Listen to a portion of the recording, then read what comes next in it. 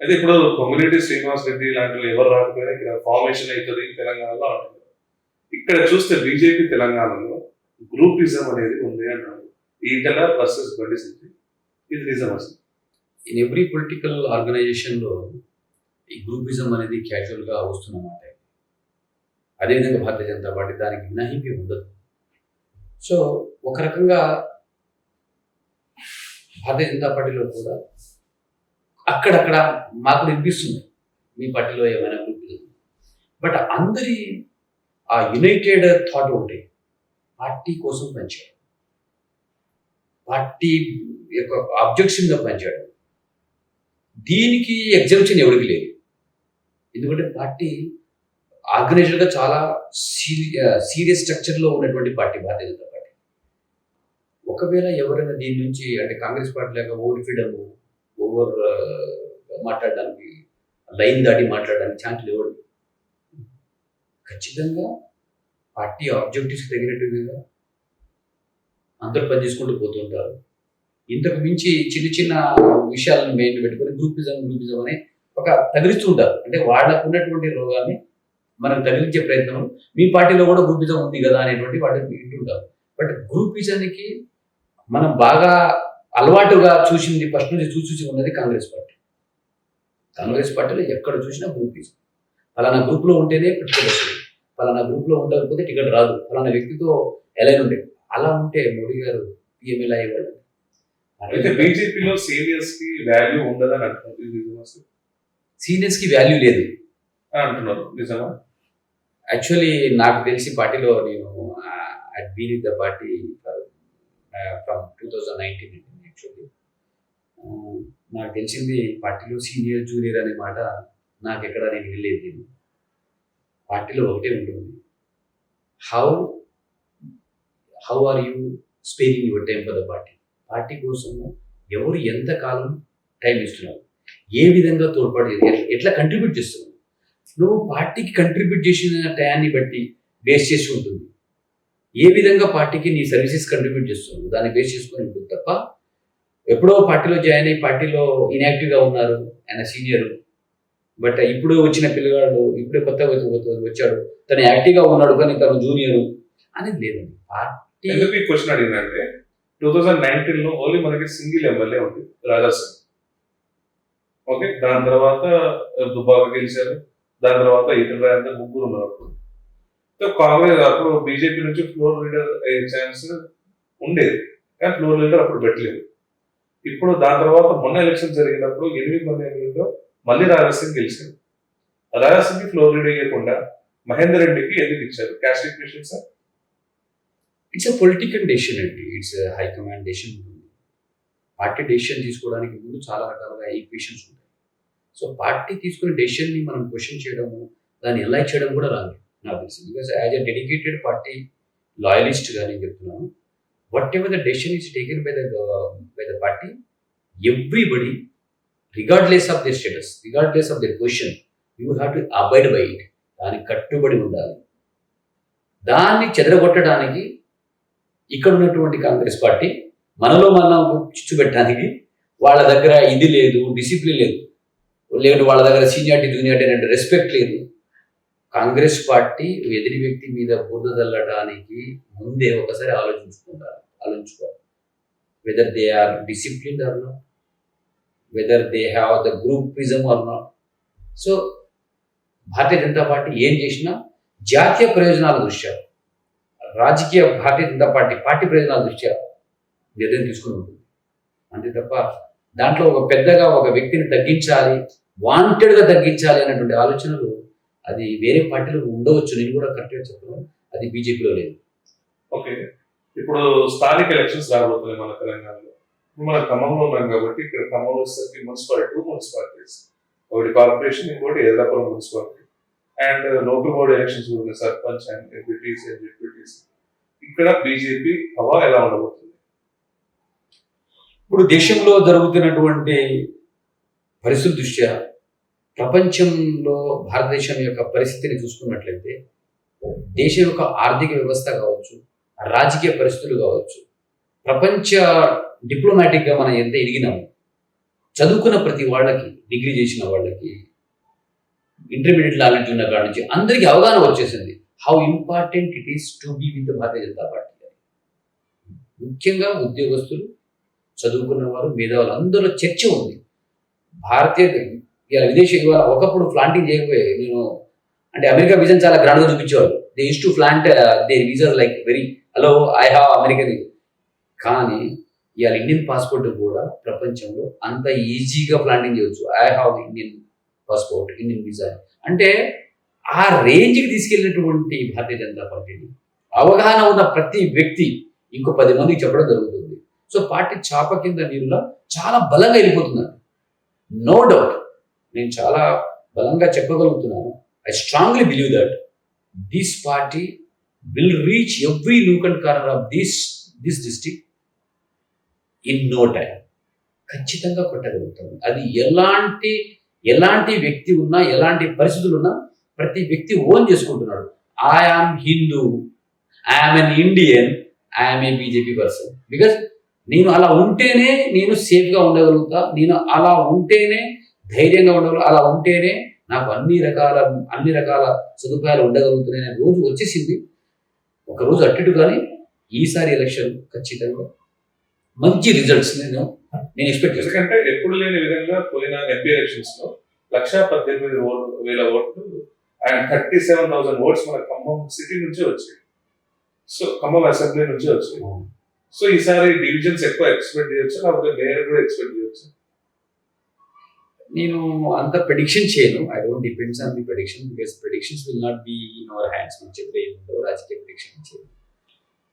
కానీ ఒకటి అనుకుంటున్నాను, నేను తిరుగుతున్నాను, కలుస్తున్నా, ఎక్కడ మేధావులు కనిపించి, ఎక్కడ పిల్లగాడు ఉన్నా, డిగ్రీ చదువుతున్న వాళ్ళు, ఇంటర్ చదువుతున్న వాళ్ళు, ఇంజనీర్ స్టూడెంట్స్, డాక్టర్స్ అని కూర్చున్నప్పుడు అడుగుతున్నారు what about your opinion regarding next elections అన్నప్పుడు మొన్న ఎమ్మెల్సీలో గెలిచాము. అందరూ అంటున్నారు ఏంటంటే పోయినసారి తాంటా వినోదరావు గారు వచ్చినప్పుడు కొంచెం సమయం కొంచెం కన్స్టెంట్ అయింది.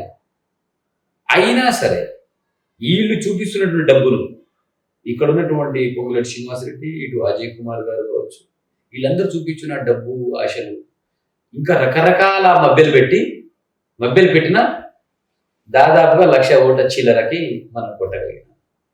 ఈసారి దేశ పరిస్థితుల దృష్ట్యా ప్రపంచంలో జరుగుతున్నటువంటి విషయాలను ఒక అవగాహన చేసుకుంటున్నారు కాబట్టి ఇప్పుడు జరిగినటువంటి ఇన్సిడెంట్స్ మైండ్లో పెట్టుకొని ఖచ్చితంగా భారతీయ జనతా పార్టీకి చాలా చాలా ఫేవర్ అయ్యే కండిషన్స్ ఉన్నాయి. ఇప్పుడు 100% అంతకుముందు పరిస్థితులకి చాలా మెరుగైనటువంటి రిజల్ట్స్ మనం చూస్తాం. చాలా మెరుగైన రిజల్ట్స్ చూస్తాం. రెస్పెక్టివ్ సీట్స్ ఎక్స్పెక్ట్ చేయొచ్చు. ఖచ్చితంగా చూస్తాం. చాలా మంచి రిజల్ట్ చూస్తాం. డబ్బు ఇంకా రకరకాల ఏమైతే చూపిస్తున్నారో అవన్నీ కూడా ఓడిపోతాయి. దేశభక్తి, ప్యాట్రియటిజం అనేది ఎంత ఇంపార్టెంట్ తెలుసుకుంటున్నారు. దట్స్ వాట్ నేను అదే అంటాను. నేను కోర్ మీద పనిచేస్తాను. I want to work on the core. ఆ సూపర్ఫిషియల్ నాకు తెలియదు. నేను సూపర్ఫిషియల్ నమ్మను. ఎందుకంటే సూపర్ఫిషియల్గా మభ్యపెట్టడం అనేది కొద్ది రోజులు జరుగుతుంది. కొద్ది రోజుల్లో ఇప్పుడు పొంగులేటి శ్రీనివాసరెడ్డి గారు అంటాడు డబ్బు చూపించు, ఇంకో రకంగా చూపించు. కొద్ది రోజులు ఒక ఎలక్షన్ గెలవగలిగారు, కానీ రెండో ఎలక్షన్కి వెళ్ళలేరు. ప్రజలు గెలినప్పుడు ఆ ముఖాన్ని ఫస్ట్ క్వశ్చన్ అడుగుతారు, what the hell you did for us? ఏం చేసావు? నీ కోసం ఏం చేసుకున్నావు? రెండు మీద బ్యాలెన్స్ చేస్తారు. అంటే నీవు ఇంత చేసుకుంటే ఇంత బాగా చేసినావు. ఆ డిఫరెన్స్ చాలు. ఇదే వాళ్ళని ఓడించడానికి వేరే వాడు మాట్లాడాల్సిన అవసరమే లేదు. మా స్టార్ క్యాంపెయినర్ వాళ్ళు అవుతారు. నేను అంటున్నది వాళ్ళే మా పెద్ద క్యాంపెయినర్. వాళ్ళు చేసేటువంటి బిగ్గెస్ట్ మిస్టేక్సే మాకు ఉపయోగపడుతుంది. రేవంత్ రెడ్డి ఆ హెచ్లో పోయి అందులో అందరూ కుక్కలు ఉన్నారు, నక్కలు ఉన్నారు అంటాడు.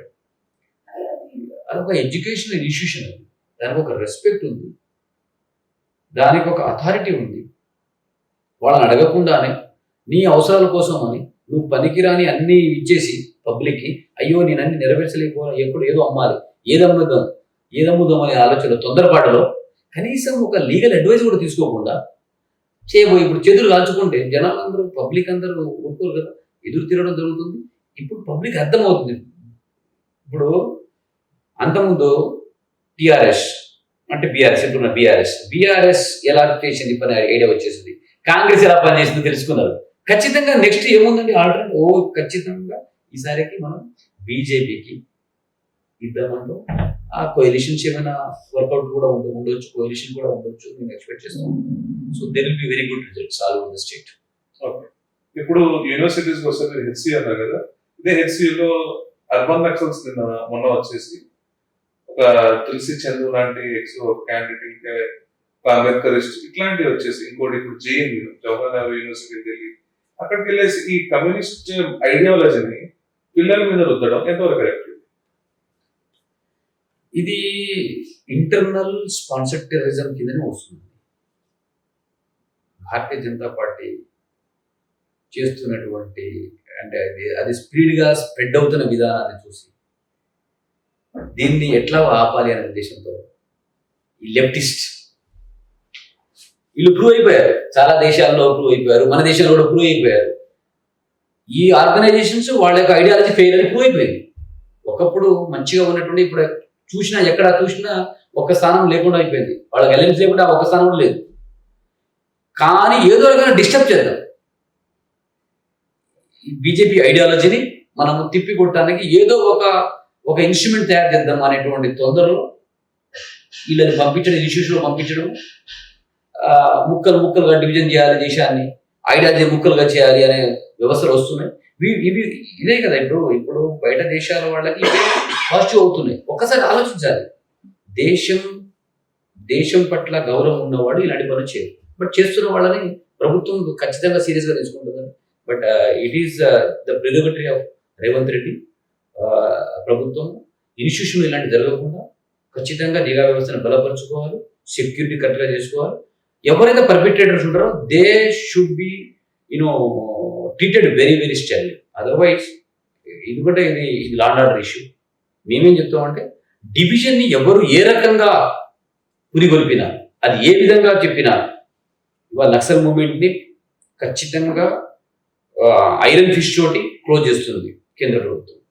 ఇవాళ మీరు చూస్తున్నారు ఎందుకు చేస్తున్నాము, భారతదేశం అనేది ఒక ఫ్రీ ట్రేడ్ నేషన్ అవ్వాలి, ప్రపంచం మొత్తం మన దేశంలో ఫ్రీ అవ్వాలి, థర్డ్ వరల్డ్ లార్జెస్ట్ ఎకానమీ అవుతున్నాం. దీనికి ఇది ఇబ్బంది పడుతుంది. సో మళ్ళీ ఐడియాలజీ, చెడిపోయిన ఐడియాలజీని అది చెల్లదు అని తెలిసిన తర్వాత కూడా మళ్ళీ యువకులు ఏదో రకంగా పంపిద్దామని సిటీలో పంపించేసి అడవిలో నుంచి ఉన్న సిద్ధాంతాన్ని అక్కడ ఫెయిల్ అయ్యి తప్పించుకోలేకపోతున్నారు. సో డిస్టర్బ్ చేయాలి.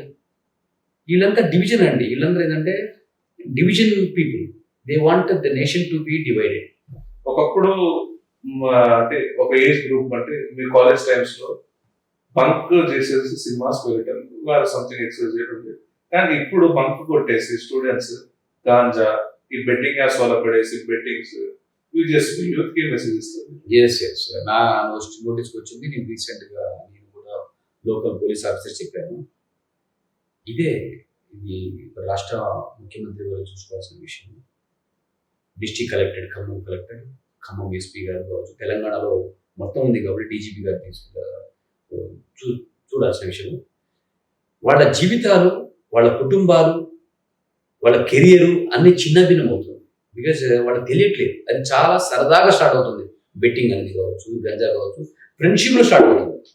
కానీ అది వాళ్ళ జీవితాన్ని ముక్కలుగా చేస్తుంది. ఆ విధంగా ఆర్థిక వ్యవస్థ చిన్న భిన్నం అవడం, తద్వారా రకరకాల అలిగేషన్స్ వచ్చేస్తున్నాయి, మన ఆర్థిక వ్యవస్థ మీద వస్తుంది, దేశానికి బరువు అయిపోతారు వాళ్ళు. ఈ విధంగానే వాళ్ళు మళ్ళీ టెర్రరిస్ట్ గానో ఇంకో రకంగా తయారయ్యే అవకాశం ఉంది. సో దాన్ని కట్టడి చేయడానికి నిఘా వ్యవస్థలను బాగా బలపరచాల్సిన అవసరం, బాగా బలంగా చేసుకోవాలి, వాడు సబ్స్టాన్షియేట్ చేసుకోవాలి, నిఘా వ్యవస్థను చేసుకోవాలి, పనిష్మెంట్స్ సీరియస్గా చూసుకోవాలి. మన దాకా లేదు, టీఆర్ఎస్ గవర్నమెంట్ ఎడ్జ్ నుంచి స్టార్ట్ అయింది గంజా అనేది. ఇప్పుడు మొన్న కాంగ్రెస్ గవర్నమెంట్ వచ్చిన తర్వాత యువతలు ఎక్కడ చూసినా, ఏ తండాలో చూసినా, ఏ ఊర్లో చూసినా సాయంత్రం అయిందంటే ఫోన్ దగ్గర పెట్టుకొని ఇవి ఆడాలు, బెట్టింగ్లు చేయడాలు, గాంజాలు తాగడాలు చాలా ఎక్కువైపోతున్నాయి.